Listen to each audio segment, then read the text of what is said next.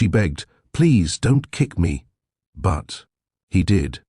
And that's when the billionaire in the corner decided he was going to own him. In the center of the devastation stood Anya. Her face, usually a mask of careful neutrality, was a canvas of pure, unadulterated terror.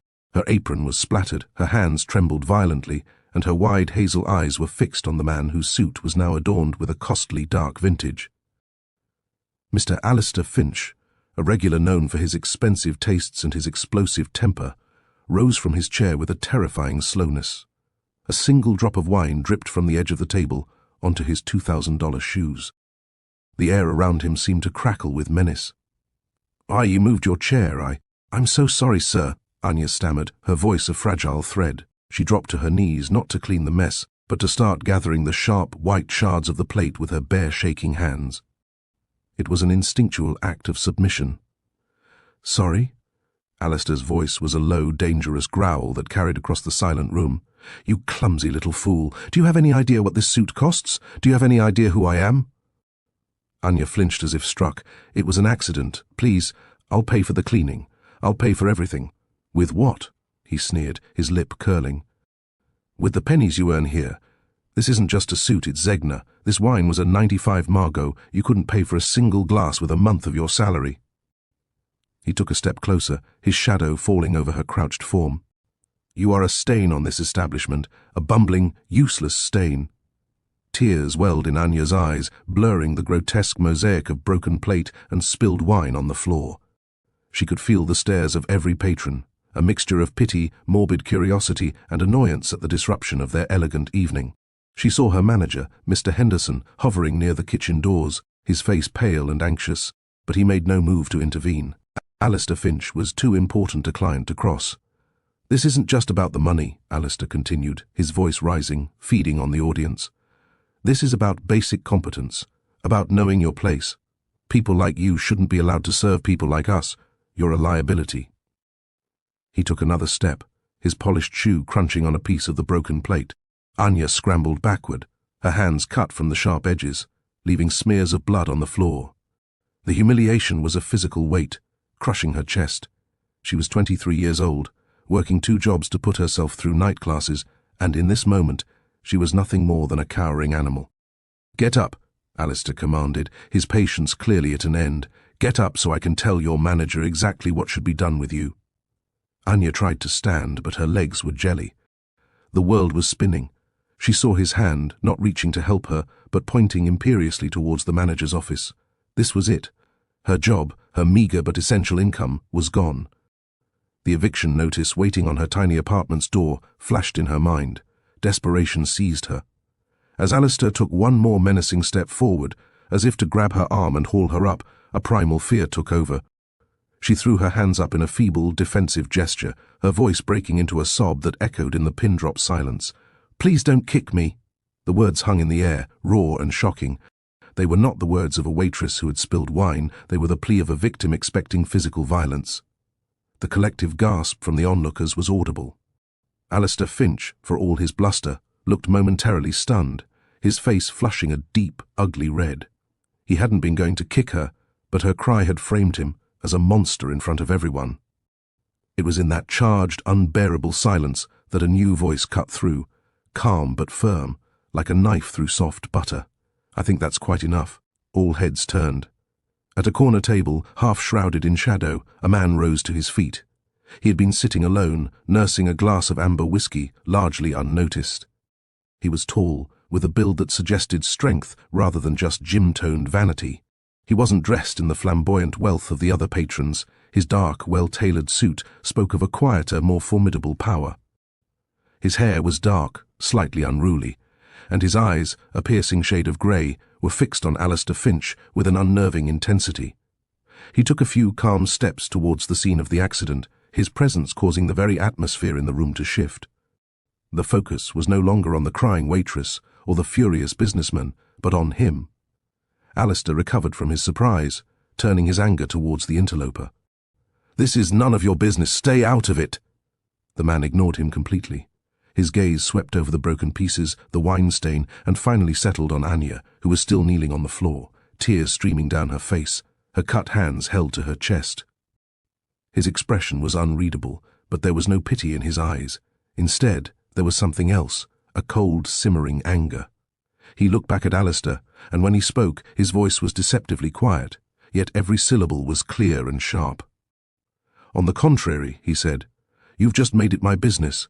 You've been shouting about the cost of your suit and your wine, but you haven't once considered the cost of your behavior." He gestured towards Anya. "That, right there, is a cost you cannot possibly afford." For a heartbeat after the stranger spoke, the scene remained a frozen tableau. The shock of Anya's raw plea still hung in the air, now violently overshadowed by the reality of the kick. The sharp crack of his patent leather shoe making contact with her side had been sickeningly brief, but the image was seared into the retina of every witness. Anya crumpled, a soft cry escaping her lips as she hit the cold marble, her hands instinctively flying to her ribs. The pain was a bright, white-hot flare, eclipsing the sting of the cuts on her hands and the burn of humiliation. She curled into a protective ball, the world reducing to the throbbing in her side and the terrifying silhouette of Alistair Finch standing over her. It was this image, the powerful man standing over the cowering woman, that finally shattered the stranger's calm demeanor. The quiet intensity in his grey eyes ignited into a cold, controlled fury. He moved now not with calm purpose, but with a predator's speed, closing the distance between them in a few swift strides. Alistair, his face a mottled canvas of rage and triumph, barely had time to register the movement before the stranger was there, inserting himself physically between the tycoon and the waitress on the floor. "I said," the stranger repeated, his voice low but carrying a blade-like edge that cut through the restaurant, stunned silence. "That is enough." "Get out of my way," Alistair snarled, his chest heaving. "This little bitch just accused me of—" "I don't care what she accused you of," the stranger interrupted, his tone leaving no room for argument. "I saw what you did. Everyone saw what you did."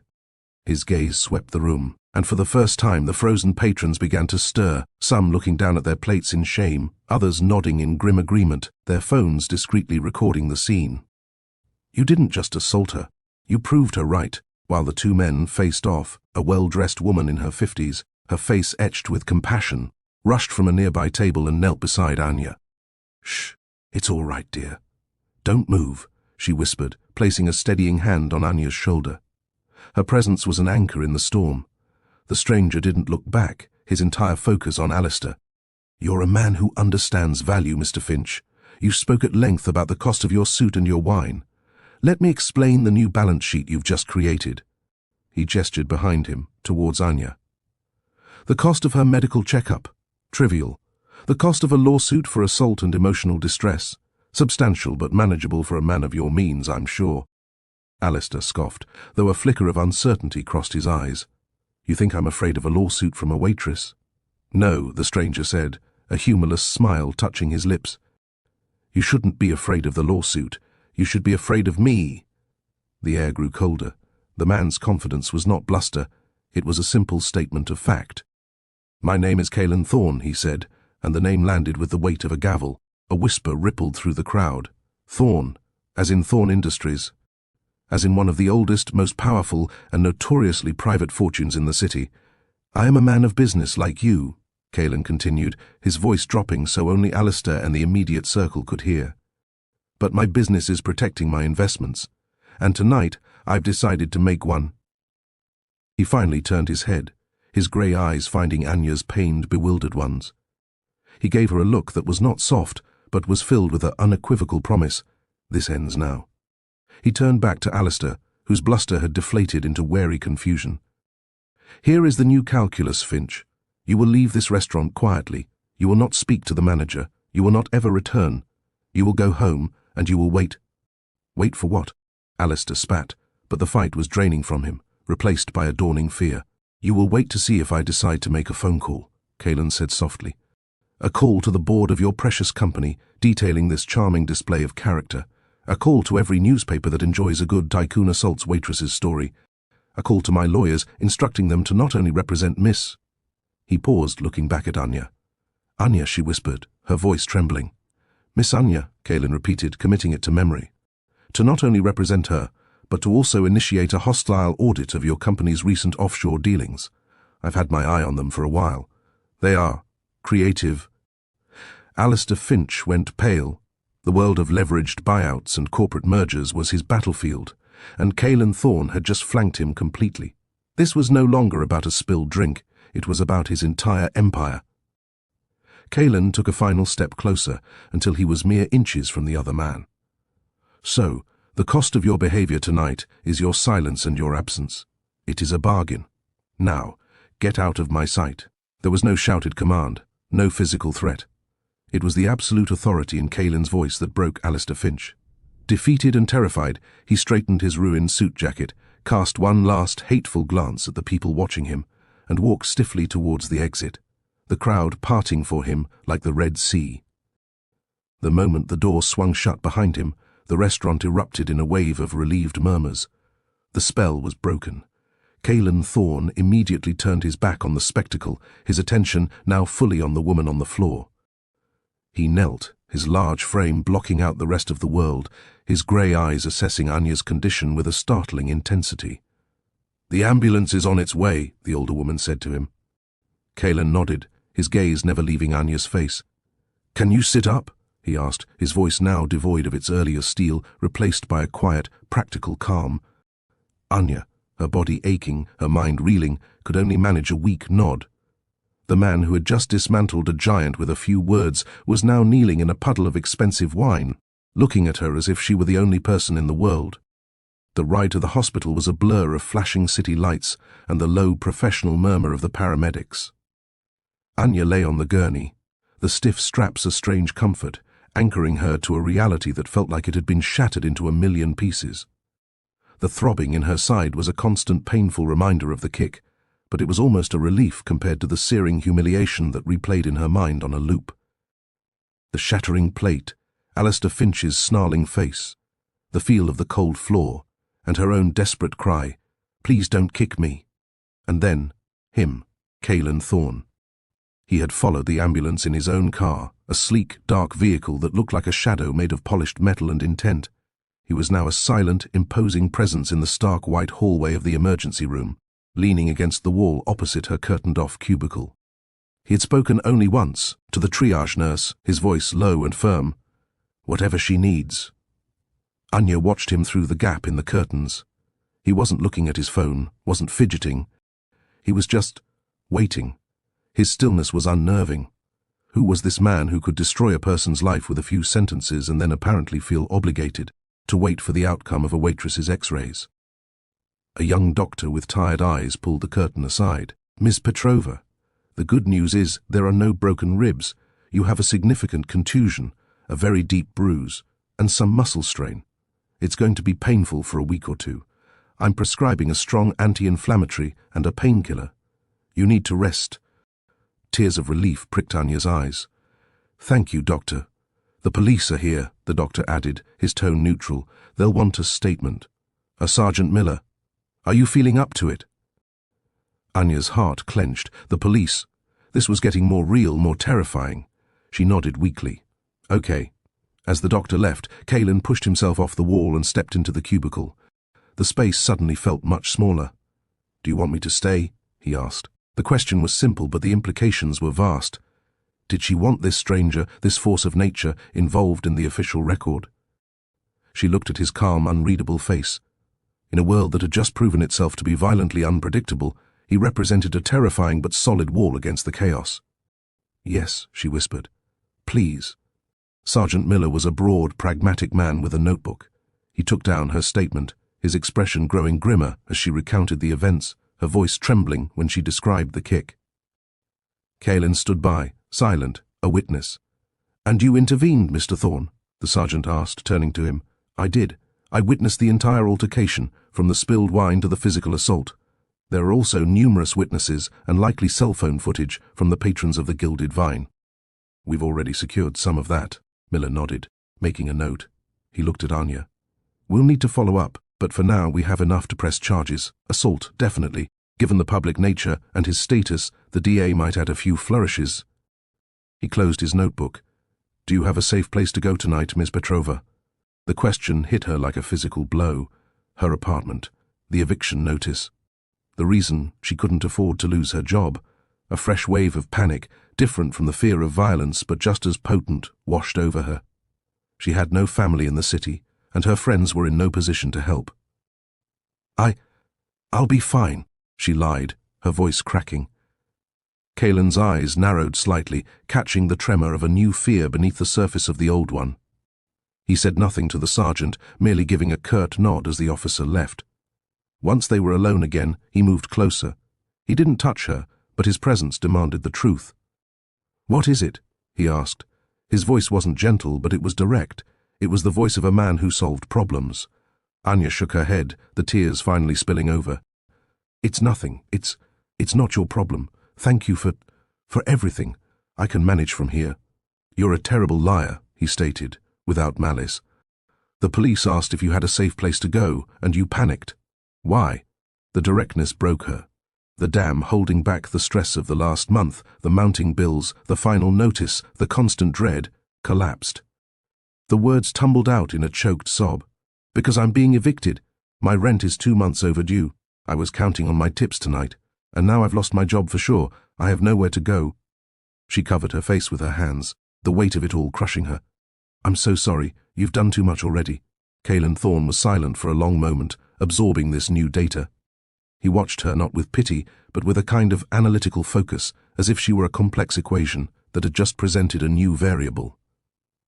"Anya," he said, his voice firm, pulling her gaze back to him.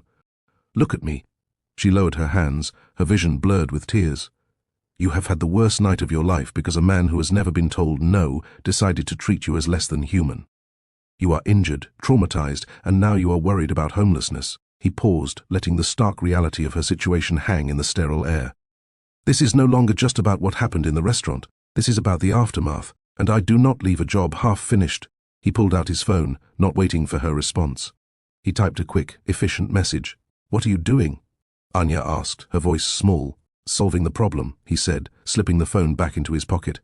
"My driver is outside. He will take you to the Alexander Hotel. A suite is being prepared for you. You will stay there for as long as you need to recover and get back on your feet." Anya stared at him, stunned. "A hotel? I can't accept that. I can't pay you back. I am not offering a loan," he said, his tone leaving no room for argument. It was the same tone he had used with Alistair Finch. "This is a non-negotiable part of the solution. You need security and rest. This provides it." He helped her to her feet, his grip firm but careful around her uninjured arm. He guided her out of the ER and towards the waiting car, a world away from the one that had brought her here. As he held the car door open for her, he finally answered her unspoken question, the one that had been screaming in her mind since he first stood up in the restaurant. "You asked me why," he said, his grey eyes holding hers in the dim light of the parking lot. "Because people like Finch believe the world is theirs to use. They believe that power is a weapon to dominate. I believe power is a tool to impose order. What he did was chaotic and unjust. I am simply restoring the balance." He closed the door, sealing her in the quiet, leather-scented interior of the car. As they pulled away, Anya watched his solitary figure grow small in the rearview mirror, the man who had turned her world upside down only to catch her as she fell. The suite at the Alexander Hotel was not a room, it was a realm, a silent, opulent space of soft carpets, a view of the glittering city skyline, and a profound, unsettling quiet. It was the polar opposite of her noisy, cramped apartment, with its constant smell of damp and the looming eviction notice. Anya stood in the center of the living area, her arms wrapped around herself, the deep ache in her side, a ghost of the violence that had delivered her here. She felt like a trespasser in a dream. A discreet knock at the door made her jump. It was a hotel attendant with a small bag containing the prescribed medications and a few essential toiletries. "Compliments of Mr. Thorne," the young man said with a professional smile before vanishing. Anya's own clothes, smelling faintly of wine and hospital antiseptic, had been taken to be cleaned. She was adrift in a borrowed robe, in a borrowed life. Sleep, when it finally came, was fractured with nightmares of shattering plates and Alistair Finch's contorted face. She woke up gasping, the first rays of morning sun painting the expensive furnishings in a soft golden light. The painkillers had left her groggy, but the reality of her situation was crystal clear. She was in a 5-star hotel, her job was gone, and her fate was tethered to the whims of a man she had met only hours before. Later that morning, another knock. This time, it was a woman in a severe, elegant pantsuit, carrying a tablet and a leather portfolio. "Miss Petrova? I am Eleanor Vance, Mr. Thorne's personal legal counsel." Her voice was crisp, her handshake firm. "I am here to discuss the path forward." For the next hour, Anya sat, stunned, as Eleanor laid out a plan with ruthless efficiency. She spoke of pressing criminal charges against Alistair Finch, of a parallel civil lawsuit for assault, emotional distress, and lost wages. She showed Anya a preliminary cease and desist letter that had already been sent to Finch's company, preventing him or his representatives from contacting her. "The public fallout is significant," Eleanor stated, swiping through news headlines on her tablet. "The story was everywhere. Tycoon assaults waitress, Thorne heir intervenes in restaurant brawl." The cell phone footage was viral. "Public sentiment is entirely on your side. This gives us considerable leverage." "Leverage for what?" Anya asked, her head spinning. "For a settlement," Eleanor said, "a very substantial one. One that would make your financial worries a thing of the past. Mr. Finch's board is panicking. They want this to go away quietly. We can make that happen on our terms." It was too much to process. Money, a lot of it. The eviction, the debt, the constant fear of an empty wallet, it could all vanish. Because a man had kicked her. The absurdity of it was dizzying. "Does Mr. Thorne, does he expect something in return?" Anya finally dared to ask, voicing the fear that had been gnawing at her since the car ride. This level of intervention couldn't be altruistic. Eleanor's expression softened almost imperceptibly. "Mr. Thorne's only instruction was to secure your future and ensure Finch faces consequences. His motives are his own. But he is not a man who exploits vulnerability, Ms. Petrova. He eliminates it." After Eleanor left, promising to be in touch, Anya felt more adrift than ever. The suite felt like a gilded cage.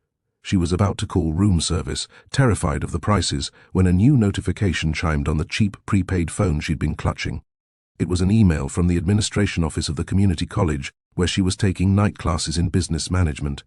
"Dear Ms. Petrova, we have been notified by the legal firm of Vance and Sterling that your outstanding tuition balance for the semester has been paid in full. Furthermore, a dedicated trust has been established to cover all future tuition and related educational expenses until the completion of your degree." Anya stopped reading. She put the phone down, her hands trembling. This was different from the hotel suite. This wasn't just damage control. This was an investment. He hadn't just looked at her as a victim, he'd looked at her transcript. He'd seen the person she was trying to become. That evening, as the city lights began to twinkle outside her window, there was a final knock. It was him. Caelan Thorne stood in the doorway, having changed from the suit of the previous night into another, darker one. He looked exactly the same, intense, unreadable, and utterly in control. "May I come in?" he asked. She nodded, stepping aside. He walked in, his gaze taking in the room, the untouched fruit basket, the way she was still hunching slightly to protect her injured side.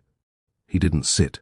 "The lawyer briefed you," he stated. "Yes, thank you, for all of it.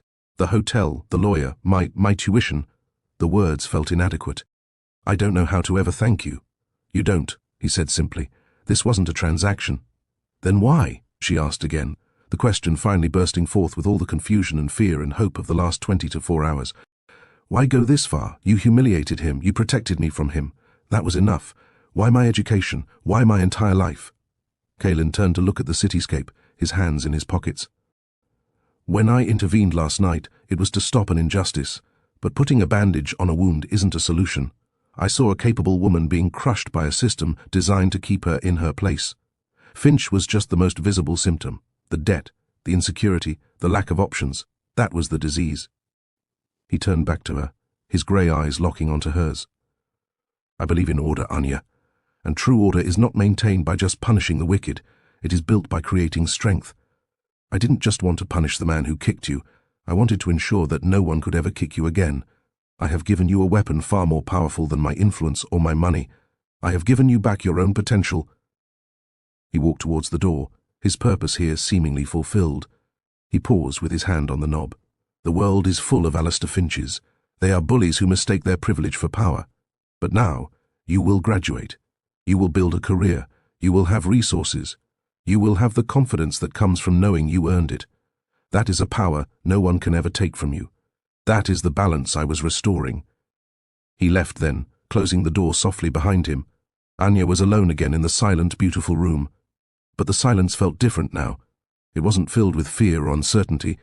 It was filled with possibility. She walked to the window, placing her hand against the cool glass. The city below was no longer a threatening maze of problems she couldn't solve. It was a landscape of future. He was right. It wasn't about the money or the hotel. It was about the weapon he had placed in her hands, a future. And for the first time since the plate had shattered, Anya stood up straight, ignoring the pain in her side, and smiled.